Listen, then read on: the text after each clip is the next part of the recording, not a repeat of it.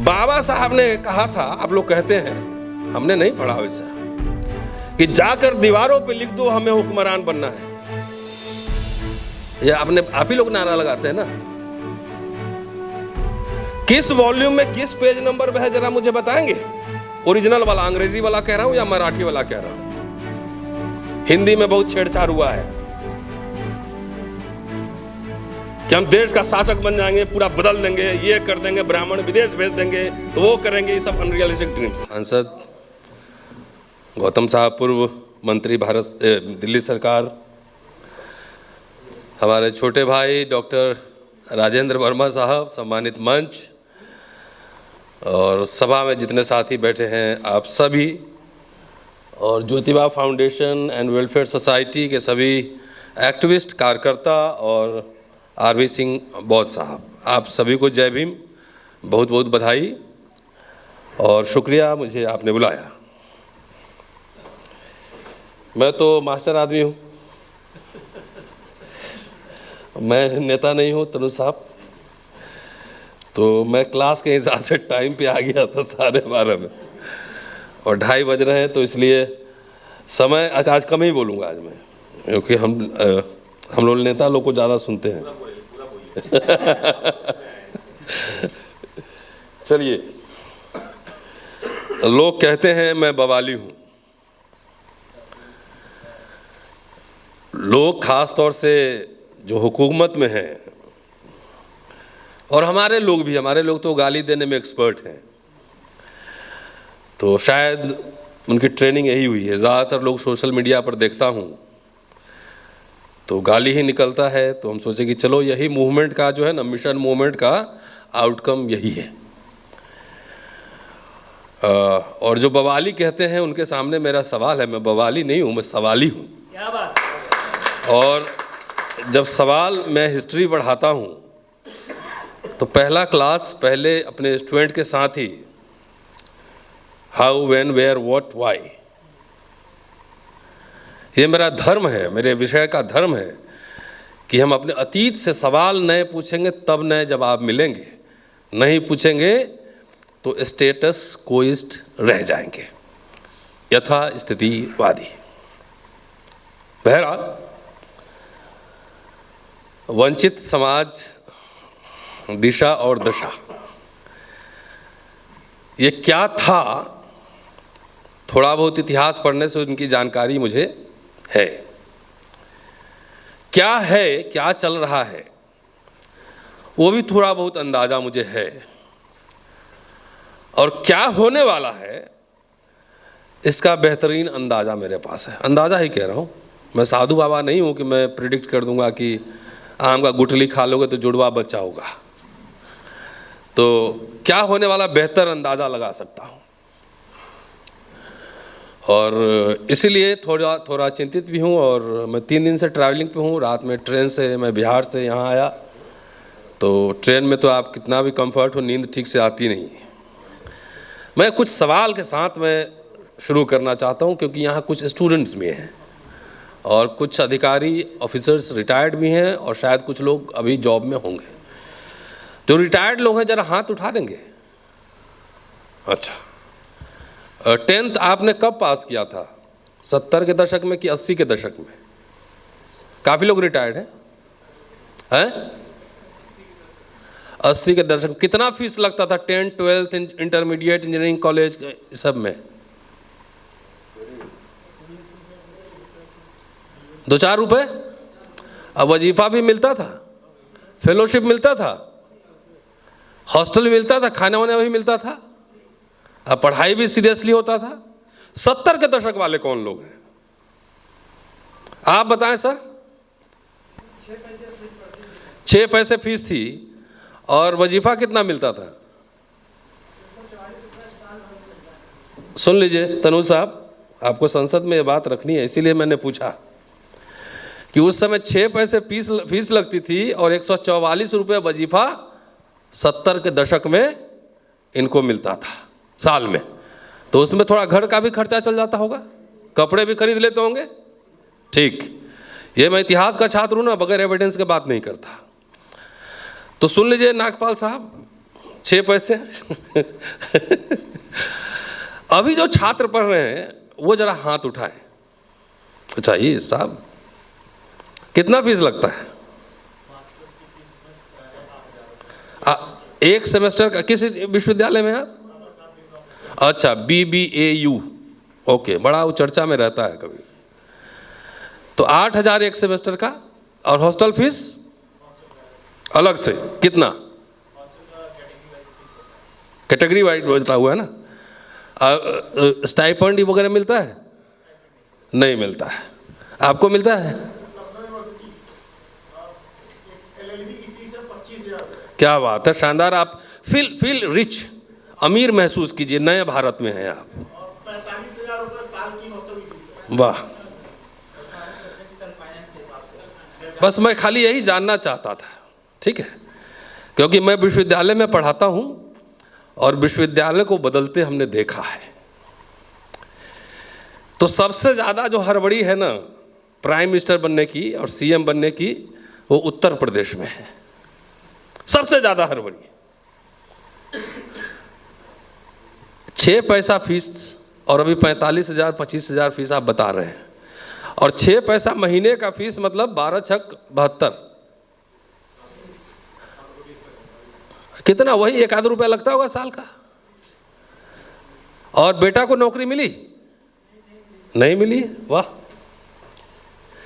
तो अब ये समझा रहा हूं, क्योंकि बाबा साहब को अगर सर के बल आपने खड़ा कर दिया है और तब कह रहे हैं दुख रोना रो रहे हैं, तो मुझे सिंपैथी इस समाज से नहीं है।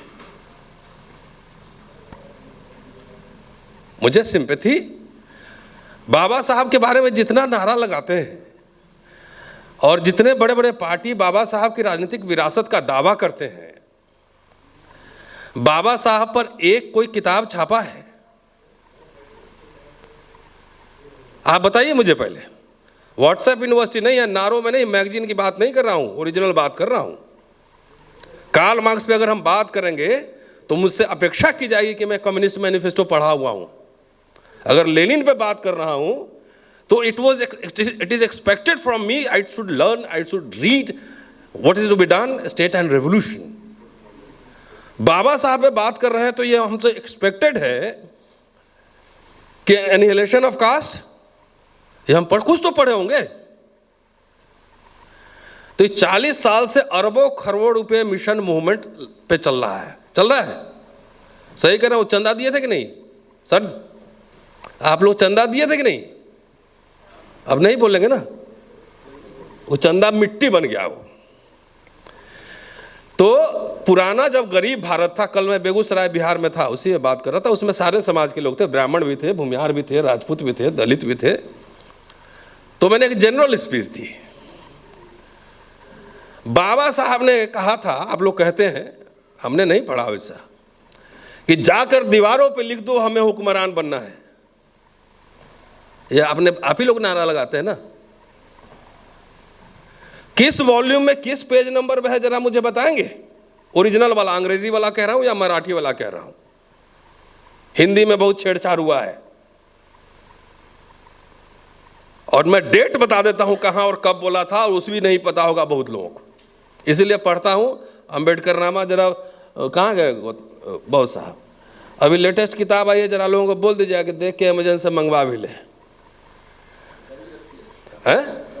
रखी है? अच्छा, फ्री में मत बांटिएगा, 3 बरस लगे हैं बनाने में। 24 सितंबर 1944 को मैड्रास में उन्होंने कहा था कि हमें गवर्निंग क्लास बनना है। गवर्निंग क्लास का मतलब समझते हैं? समुदाय, नेता नहीं, शासक नहीं। तो 80 के पहले तो आप 6 पैसा में पढ़े तो उस समय इंदिरा गांधी भी थी तो वो भी मनुवादी हो गई, जवाहरलाल भी थे वो भी मनुवादी हो गए, आपकी टर्मिनोलॉजी में, आपकी भाषा में। राजीव गांधी ने नवोदय स्कूल खुला, क्योंकि मैं जब भारतीय गणराज्य और हिंदू राष्ट्र की बात हो तो मैं जो भी बोलूंगा गणराज्य पे या कॉन्स्टिट्यूशन पे, वो गाहे बेगाहे जो 40 साल शासन पहले के तो उनके पक्ष में जाएगा। संदर्भ ये है, इसी पे तुलना हो नहीं गौतम साहब। Indian constitution, Indian Republic versus Hindu राष्ट्र एंड मनुस्मृति, यही बात है ना। तो जो मैं तुलनात्मक अध्ययन करूंगा वो किसी के खिलाफ जाएगा, किसी के पक्ष में जाएगा। जब राजीव गांधी पार्लियामेंट में स्पेशल रिक्रूटमेंट ड्राइव चला रहे थे तो पार्लियामेंट में रामविलास पासवान उनका मजाक उड़ा रहे थे, पता है आपको? नवोदय विद्यालय कोई पढ़ा हुआ है यहां पे? नवोदय विद्यालय राजीव गांधी ने खोला, इग्नू राजीव गांधी ने खोला। इग्नू इसलिए खोला गया था कि जो रेगुलर कॉलेज में नहीं जा सकता है वो घर बैठ के भी पढ़ सकता है। उसका बेनिफिशियरी ज्यादा कौन हुआ? जवाहर नवोदय खुला तो सब पढ़ा, तो हमारे बच्चे भी सारे 22% पढ़ लिए। पढ़े कि नहीं पढ़े? फ्री में। तो राजीव गांधी मनुवादी हो गया। ये आप ही लोग कहते हैं, मैं नहीं कह रहा हूं, मैं तो खाली एक्सप्लेन कर रहा हूं। उसके बाद थोड़ा सा आऊंगा अगर टाइम रहेगा तो। और 82 के पहले 32 से लेकर 82 तक खाली बाबा साहब को छोड़कर, वैसे 32 से 82 के फेज में बाबा साहब भी आ जाएंगे उस डेफिनेशन को ले तो 32 से 82 के बीच में जितने दलित नेता हुए सब क्या हुए? पिट्ठू हुए ना, टूल, औजार। यही है ना डेफिनेशन गौतम साहब।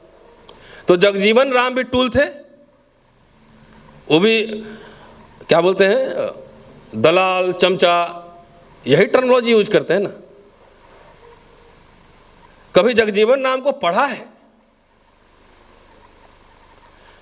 आप तो सीनियर मोस्ट आदमी बैठे हुए हैं, एक एक आदमी को 3-3 नौकरियां मिल रही थी उस जमाने में, 3 तो मुझे भी मिली।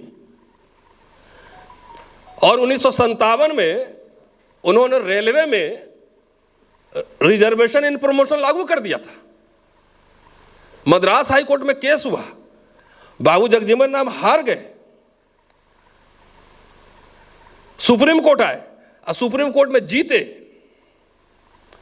और उसके बाद उन्होंने लिखा है, मैं आजकल उन पे पढ़ रहा हूं, मैं रिसर्च कर रहा हूं अभी कि कौन कौन इसमें मनुवादी था, तो मनुवादी के ज़माने में क्या हुआ, चमचों के ज़माने में क्या हुआ, और जब राजा बन गए तब क्या हुआ। तुलनात्मक अध्ययन कर रहा हूं, कॉम्पैरेटिव एनालिसिस।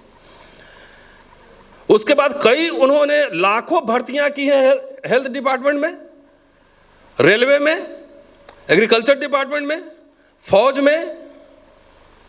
वो मिडिल क्लास दलितों का आया कहां से? तो दिक्कत यह है कि समाज के लिए कोई कुछ भी करेगा ना, ऐसा चस्का लगा दिया सबको गाली ही देगा। कुछ सही रास्ता भी दिखाएगा ना तो गाली देगा। गरीब भारत, आजाद जब भारत हुआ तो गरीब भारत था, फ्री में शिक्षा मिली, university, medical college, engineering college सारे खुले, हमारे लोग भी पढ़े।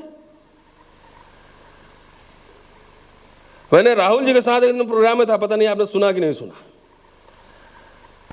लेकिन why you are defensive on Indira Gandhi? आप इमरजेंसी को लेकर इतना, आपके कांग्रेस के स्पोक्स पर्सन और लीडर्स इतना चुप्पी क्यों मार जाते हैं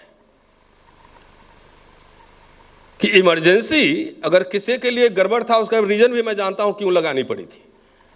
तो दलितों के लिए तो गोल्डन पीरियड था, नहीं था? कोई पीटता उड़ता नहीं था, पट्टे पे जमीन मिले, दुकान मिली। आपके फादर उस समय रहे होंगे, वो बताएंगे ज्यादा बेहतर है? तो किसी के बारे में आप चर्चा नहीं करेंगे, एक आउट राइटली सबको गाली देंगे। बाबा साहब ने 1952 के 51 के मैनिफेस्टो, शेड्यूल कास्ट मैनिफेस्टो, देखिए बगैर प्रमाण के मैं कुछ बोलता नहीं हूं, ये फोल्डर मेरे पास रखा रहता है, अलग अलग प्रोग्राम में अलग अलग फोल्डर लेके जाता हूं। कहा था कि आरएसएस और हिंदू महासभा जैसे प्रतिक्रियावादी रिएक्शनरी फोर्सेस के साथ हमारा कोई समझौता नहीं होगा। क्या ये बात दलित नेता लोग नहीं पढ़े थे जो अभी हिंदू राष्ट्र की पालकी ढो रहे हैं? नहीं पढ़ा था? कम्युनिस्ट से भी नहीं हुआ। कम्युनिस्ट से नहीं होने के कुछ और रीजंस थे। पहले चुनाव में सोशलिस्ट पार्टी के साथ उन्होंने समझौता किया था और बाकी उन्होंने वेग छोड़ दिया था। और ये कहा था बार बार कि बगैर समझौते के राजनीति नहीं हो सकते, कि जो हमारे पार्टी प्रोग्राम के बहुत करीब होगा उसके साथ हमारे समझौते होंगे। क्या उन्होंने इंग्लिश राइटिंग उठा के देखिए, कहीं लिखा है कि हम इस देश का बहुसंख्यक है, हम आरक्षण देने वाला बनेंगे? Never, he never wrote that. उन्होंने कहा कि हम इस देश के, we are minority in our national life, हम अल्पसंख्यक हैं, हमारा प्रोटेक्शन किया जाए। जो गोलमेज सम्मेलन में गए थे या साइमन कमीशन को जब मेमोरेंडम दिया था, वो किस कमेटी में थे? वो माइनॉरिटी कमेटी में थे, वो कि हमको प्रोटेक्ट किया जाए, समाज के सबसे दबे कुचले जमात के लोग हैं।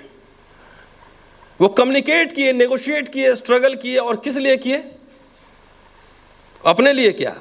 जब उनका डेथ हुआ ना तो कर्जदार थे, आपको पता नहीं है, परिनिर्वाण के समय बाबा साहब कर्जदार थे। अभी उनके इंस्टीट्यूशंस में काम कर रहा हूं, कितने कितने लोन लिए, कितने चंदा लिए, वो भी इकट्ठा कर रहा हूं मैं। एंड अंबेडकर एंड शिक्षा के सवाल, ये भी पूरा किताब ही तैयार कर रहा हूं, क्योंकि मैं समझता हूं कि गालीबाजों को फ्री में दूंगा, कम से कम पढ़ लो। अब मैनिफेस्टो बनाते समय बाबा साहब का मैनिफेस्टो पढ़ लेना। इंडिपेंडेंट लेबर पार्टी के क्या मैनिफेस्टो थे, शेड्यूल कास्ट फेडरेशन के क्या मैनिफेस्टो थे, और रिपब्लिकन पार्टी ऑफ इंडिया जब उन्होंने बनाया था तो उनके क्या मैनिफेस्टो थे, और Republican college for training, MLA MP को ट्रेनिंग देने के लिए कि जो चुनाव लड़ेगा उसको पहले ट्रेनिंग देंगे, कि जिसको हाउस में जाना उसको अंग्रेजी आना चाहिए, उसको इतिहास, अर्थशास्त्र, राजनीतिक ज्ञान का जो है समझ होना चाहिए, वो अच्छा ओरेटर होना चाहिए, होना चाहिए कि नहीं? न तो वहां जाए क्या करेगा पार्लियामेंट में या विधानसभा में? तो यहां ये सब क्वालिफिकेशन देख कर टिकट मिलता है, कि पांव पड़ने पे टिकट मिलता है। और खास तौर से जो अंबेडकरवाद की राजनीति करते हैं, एक तो पालकी ढो रहे हैं, उधर अठावले साहब हैं, वो तो परमानेंटली लगे हुए हैं। हमारे बिहार में भी हमारे दो हैं, एक तो हनुमान है, एक तो लटकला तो गैला बेटा माझी जी है। आप अपने बल पे कहीं सरकार बनाई, कंफ्यूजन मत पालिए। एक और, भारत रत्न नहीं दिया, पीएम नहीं बनाया, अरे वो बात कर रहे थे अंबेडकर इंस्टीट्यूशंस का निर्माण कर रहे थे, गवर्निंग क्लास की बात कर रहे थे कि जब हमारे इंटेलिजेंट जर्नलिस्ट होंगे, ब्यूरोक्रेट होंगे, हिस्टोरियन होंगे, पॉलिटिकल साइंटिस्ट होंगे, सीए होंगे, शेयर मार्केट में लगाने वाले लोग होंगे, ये होता है बुर्जुआजी, मिडिल क्लास। जिसका मिडिल क्लास नहीं होगा, जो बेगर होगा, वो आरक्षण देने वाला बनेगा? ये अनरियलिस्टिक ड्रीम था और है। बाबा साहब ने कहा कि हमको, उनको तो जवाहरलाल नेहरू को उन्होंने दिया state and minority, the mini constitution. उनको लगा कि हम संविधान सभा में नहीं जाएंगे, तो उन्होंने स्टेट, अब एक मिनी संविधान बनाया, जिसमें उनका idea Republic, United states of India का आइडिया था। तो वो दिया, और उसमें बहुत सारे उन्होंने प्रोविजंस किए। बाबा साहब का परिनिर्वाण 56 में हुआ। अगर जवाहरलाल नेहरू भी मनुवादी होते, इंदिरा गांधी भी मनुवादी होती, तो पब्लिक सेक्टर यूनिट क्यों खोला जाता? अगर बैंक का नेशनलाइजेशन किया तो आपके पास बैंक था क्या कोई? अरे मुझे पता है, मेरे दादा के ज़माने में तो 1 रुपया 2 रुपया लोग देख लेता था, वही बहुत लगता था। 10 रुपया का नोट लोग नहीं देखते थे, ये रियलिटी है। बैंक का नेशनलाइजेशन, वो लाखों लोगों को नौकरियां मिली, तो हमारे लोग भी मिले। जमींदारी उन्मूलन हुआ था, जमींदारी क्या आपके पास थी? प्रीवी पर्स खत्म हुआ तो आपके पास क्या था? राजे रजवाड़े थे। और अभी तो बहुत सीना चौड़ा करे कुछ नेता लोग चलते हैं। अमेरिका को, विदेश को हवा भी नहीं लगा, पाकिस्तान का नक्शा बदल दिया, विश्व का नक्शा बदल दिया, कौन बांग्लादेश बना दिया। तनु साहब, आपके कांग्रेस के लीडर्स भी ये सब नहीं बोलते हैं, हमें बोलना पड़ता है। मुझे कहता है मैं कांग्रेस का दलाल हूं, मैं इतिहास का फैक्ट खाली बता रहा हूं। मैंने कहा उस दिन राहुल जी के सामने, जब इमरजेंसी पे बहस हो रही थी, तो वहां पे आप कम से कम आपके जितने दलित सांसद उनको चढ़ के बोलना चाहिए था कि फ्यूडल लॉर्ड्स, राजे रजवाड़े, बैंकर्स एंड कुछ फॉरेन एजेंट थे जो कि स्टेट को डीस्टेबलाइज करना चाहते थे, सेना को भड़काने के लिए कोशिश की गई थी। तो एक टेक्स्ट के डिफरेंट रीडिंग्स होते हैं ना, तो हम क्यों चुप रहे हैं इमरजेंसी पे? हमको डिफेंड करना चाहिए उसको। तो इसको बहस आगे बढ़ाएंगे तो फिर लोग किताब ढूंढेंगे। भाई वो इतना बोल्ड लेडी थी, इससे मैं तो इसलिए कहता हूँ जगजीवन राम और Indira Gandhi, 2 most underrated stall leaders of this country, जिसने पब्लिक सेक्टर यूनिट बनाया और रिप्रेजेंटेशन दिया। अब आप लोग 5 ट्रिलियन इकोनॉमी वाले देश में हैं, विश्व गुरु है ना। अब कितना कितना फीस लग रहा है, मजा आ रहा है कि नहीं है? अब बच्चा को नौकरी नहीं मिला है, अब मिलेगा भी तो ठेके पे मिलेगा, कॉन्ट्रैक्चुअल मिलेगा। तो हमारे लिए तो ज्यादा कष्ट है ना। एक ही 2 पीढ़ी आई थी, पेंशन भी खत्म है। तो पंडित नेहरू ने गरीब भारत में फ्री एजुकेशन, नौकरी और पेंशन दिया, और पंडित अटल बिहारी वाजपेयी आए तो पहले पेंशन छीन लिया, फिर डिसइन्वेस्टमेंट मिनिस्ट्री बना दी, नौकरी छीन लिया, और एजुकेशन का जो हाल है तो वो पता ही है। आइए, स्वागत है हिंदू राष्ट्र में। हम तो कल पंडित जी लोग को बोल रहे थे कि मेरा 2 आंख फूटेगा ना, आपका भी 1 फूटना है, 1.5 तो फूट ही जाएगा, कम से कम 1 फूटेगा। कि जो अगुआ माने जाते थे ब्राह्मण समुदाय, अब बहराइच में जो है बगल में ही है ना, जाके झंडा गा रहा था, क्या नाम था मिश्रा लड़का था, हैं? हाँ, शिवा मिश्रा, कुछ ऐसे नाम था। बताइए, जो अगुआ इंटेलेक्चुअल क्लास माना जाता था, जाके अब दंगाई बन रहा है, गोली खा रहा है। हम ले आइए, हिंदू राष्ट्र में आपका भी स्वागत है। सुलभ इंटरनेशनल पे जाइए तो बैठ के वहां 5 रुपया का पर्ची काटता रहता है। आइए ना, स्वागत है आपका भी। हमारे कॉलेज के सामने जो चौकीदार है 15,000 पे काम कर रहा है, परमानेंट को अभी 70,000 मिलता होगा। हम ले आइए, स्वागत है। और एडहॉक जो हमारे यहाँ पढ़ाते थे 1.25 लाख मिलता था, अब जो है ना गेस्ट टीचर हो गया है कि 1 क्लास लो और 1,500 रुपया बिल बना। तो अब सैलरी से वेज अर्नर, मेरी बात समझ रहे हैं? तो हिंदू राष्ट्र में हम सभी का स्वागत है, उनका भी स्वागत है। इसलिए मैंने कल पैरल्स ड्रॉ की कि जब दलित में अनरियलिस्टिक ड्रीम्स देखने का ये हुआ कि हम देश का शासक बन जाएंगे, पूरा बदल देंगे, ये कर देंगे, ब्राह्मण विदेश भेज देंगे तो वो करेंगे, ये सब अनरियलिस्टिक ड्रीम्स था। अब बहुजन कहने के लिए सब ठीक है, लेकिन ये मिसनोमर है। अब दलित की जात तो एक साथ बैठने के लिए तैयार नहीं, कुछ जातियां तो आरएसएस के साथ है, कुछ इधर उधर। रियल बात कीजिए, रियल। क्योंकि हम लोगों ने मिशन मूवमेंट ईमानदारी से चलाया ही नहीं। खाली गाली देने के अलावा 2 घंटा कोई रेफरेंस नहीं, कोई फुटनोट नहीं, कुछ नहीं। कहां से बोल रहे हैं, क्या बोल रहे हैं, 2 घंटा चिल्ला के भाषण हो रहा है कि आरएसएस वाला बोलता है इलेक्शन के टाइम में, दलितों मियाँ जी लोग चले जाएंगे, अभी पाकिस्तान भेजना है, तो इनका हवेली अब बंगला और जमींदारी तुम्ही को मिलने वाला है। तो खूब गुदगुदी लगता है, ऐसे खूब सो जाता है कि अब तो मौलवी साहब का बंगला हमें मिलने वाला है। उसी तरह कुछ दलित सब कहता है ब्राह्मण को विदेश भेजेंगे तो इनका मठ मंदिर सब तुम्ही को मिलने वाला है, तो फिर गुदगुदी लगता है। ड्रीम, रात में इतना बढ़िया नींद आता है। और ये सब दिखाते दिखाते नीचे से नहीं, बचपन नहीं बोलते थे कौआ, देखो कौआ यहाँ से रोटी छीन लिए। ये सब दिखाते दिखाते शिक्षा, रोजगार सब छिन गया आपका। हुक्का राम बनते रहो। हुक्मरान तो बाद में बनना। सरकारी स्कूल में पढ़ाई ढंग से नहीं हो रही, यूनिवर्सिटी तबाह हो रहा है, मैं गवाह हूँ। मेरे ऊपर कितने मुकदमे ईवीएम जानते हैं, और क्या क्या हो रहा है। अभी मेरा 2 इंक्रीमेंट कट आ गया, approval, because of writing memorandum to lieutenant governor सी। 5 साल दीवार है, प्रोफेसरशिप 7 साल से बंद है ना। विदेश जाने पे वीज़ा में प्रॉब्लम है, पासपोर्ट रिन्यू नहीं हो रहा है। तो ये जो है ना, मेरे लगता है कि बाबूजी की जमींदारी दिल्ली यूनिवर्सिटी में, उसकी लड़ाई लड़ रहा हूँ, तब ये सब हो रहा है। या आप लोग को आगाह कर रहा हूँ ना, इसकी वजह से ये सब हो रहा है। ना तो चुपचाप हम भी वहाँ बैठे रहते, ठीक ठाक तनख्वाह है, बंगला भी मिला हुआ है। ये आगाह करने के लिए कि आप अनरियलिस्टिक ड्रीम्स मत देखो। नेताजी आए हैं तो उनसे पूछो कि शिक्षा के सवाल पे क्या होगा, रोजगार के सवाल पे क्या होगा, निजीकरण के सवाल पे क्या होगा। ये सवाल नहीं पूछेंगे तो मुझे लगता है 10 साल ठहर जाइए।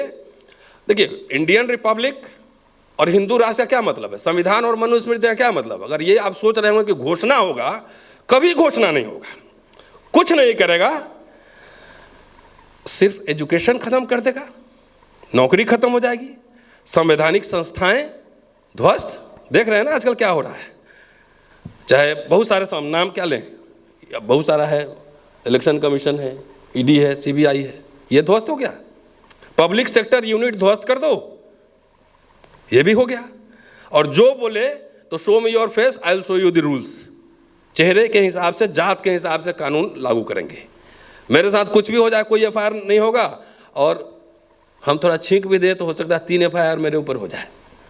यही मनुस्मृति का लागू होना है, कि ये नहीं होगा कि घोषणा होगी कि संविधान हट गया, मनुस्मृति, ये है धीरे धीरे हो गया, धीरे धीरे हो चुका है। इंडियन रिपब्लिक कॉन्स्टिट्यूशन के साथ अगर खड़ा होना है तो मैं उसके पक्ष में खड़ा होऊंगा। इसका फायदा कांग्रेस को मिले, सपा को मिले, आरजेडी को मिले, जिसको मिले, लेकिन जो फैक्चुअल चीज है वो हम आपके सामने रखेंगे। क्योंकि जो आदमी 600 रुपया में दिल्ली यूनिवर्सिटी में रह के पढ़ लिया, आज 20,000 में भी नहीं पढ़ सकते आपके बच्चे। ये है रियलिटी। नौकरी खत्म, शिक्षा खत्म, एमएलए एमपी तो वही 543 ही बनना है मेंबर ऑफ पार्लियामेंट, और 403 है यूपी में है। उसमें भी प्रोटोकॉल है, सब लोग बोल नहीं सकता है कुछ भी, पार्टी का प्रोटोकॉल है। हम लोग थोड़ा सा दूसरे तरह के हैं, लेकिन नौकरियां लाखों मिल सकती हैं। और ये नौकरी वाला जो मिडिल क्लास है, यही चंदा देने वाला वर्ग है। इसलिए शासक जमात को पता लग गया है कि लोग पटर पटर बहुत कर रहा है, इनका नौकरी वोकरी खत्म करो, शिक्षा खत्म करो, चंदा वाला क्लास खत्म, चंदा बंद, धंधा बंद, सब पॉलिटिक्स भी बंद। और चलते चलते अम्बेडकर साहब का एक कोट मैं सुना देता हूँ।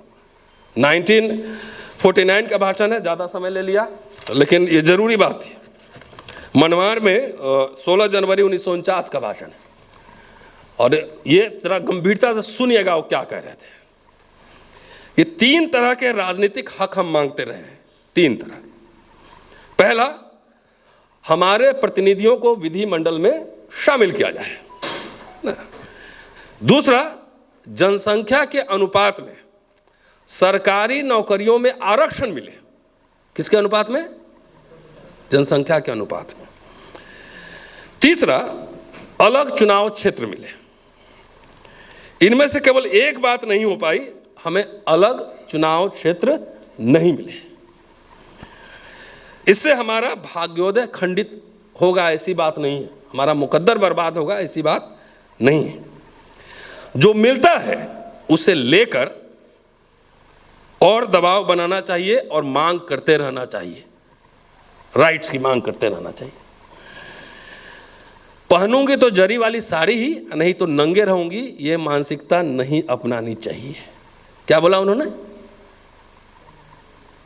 पहनूंगी तो जरी वाली साड़ी और नहीं तो नंगे रहूंगी, ये मानसिकता नहीं अपनानी चाहिए। हम लोगों ने कौन सी मानसिकता अपनाई? कि पहनूंगी तो जरी वाली साड़ी, नहीं तो नंगे रहूंगी, यही अपनाई। पूरा हुक्मरान बनेंगे, पार्लियामेंट कब्जा कर लेंगे, छत पे जाके झंडा बढ़ा देंगे, विधानसभा कब्जा कर लेंगे, और जब तक कब्जा नहीं होगा तब तक शिक्षा रोजगार सब गायब हो रहा है, जाने दो, इस पर कोई आंदोलन नहीं करेंगे। किया आप लोगों ने? कोई सवाल उठाया? एक आंदोलन हमने किया था, जीता भी। आपको याद हो? मैं याद दिला दूं, शायद छात्रों को पता होगा। रोस्टर का आंदोलन, वो हम लोगों ने लड़ाई लड़ी थी। सुप्रीम कोर्ट के ऑर्डर को पार्लियामेंट से टर्न डाउन करना पड़ा। तो हम आपसे न चंदा लिए न वोट लिए, सड़क पर उतर के 1 साल हम और गौतम साहब बैठे हुए, इन्हीं के घर में मीटिंग होती थी, भाई राजेंद्र बैठा हुआ है। तो आपका जो है ना, बहुत दिन तक हम लोग इंडिविजुअल एक्टिविस्ट है, ठेका नहीं लिया है। जहां वोट और नोट चंदा देते हो, नारा लगाते हो, पहले जाके वहां घेरो कि पार्लियामेंट का घेराव क्यों नहीं हो रहा है, आंदोलन क्यों नहीं हो रहा है। ट्विटर खेलने से नहीं होगा। बाबा साहब कि केंद्र बिंदु में शिक्षा है। जब इंग्लैंड में गोलमेज सम्मेलन में गए थे, 1335 पाउंड उन्होंने राजा रजवाड़ों नवाबों से चंदा लिया था। फिर बाद में पीपल्स एजुकेशन सोसाइटी बनाया था, 3,25,000 रुपए के लिए अपील जारी की थी।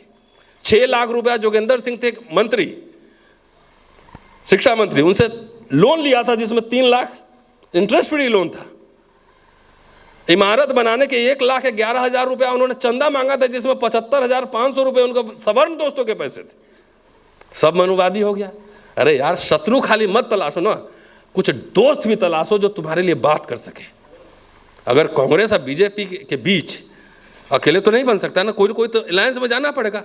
कांग्रेस पार्टी तो अकेले चुनाव ही नहीं लड़ सकती, बीजेपी तो अकेले चुनाव नहीं लड़ सकती, बाकी तो छोड़ दीजिए। तो मैं अगर दावा करूं कि हम अकेले चुनाव लड़के देश में हुकूमत कर लेंगे और नदी बहला देंगे घी की, अनरियलिस्टिक ड्रीम्स है। इसलिए पार्टी प्रोग्राम के हिसाब से अपने क्लास फ्रेंड्स भी तलाशिए, और ये समाज के लिए भी है, पॉलिटिकल पार्टी के लिए भी हमारी राय है। और शिक्षा का सवाल अंबेडकर के पूरे दर्शन में बुनियादी सवाल है, उसी के लिए उन्होंने ज़िंदगी भर काम किया है। अब सोचिए आपको क्या करना है, नहीं करना है। मैं जितना पढ़ता हूँ बगैर पूरे हुए 40 मिनट बोल दिया हूँगा। तो ये बुनियादी सवाल है।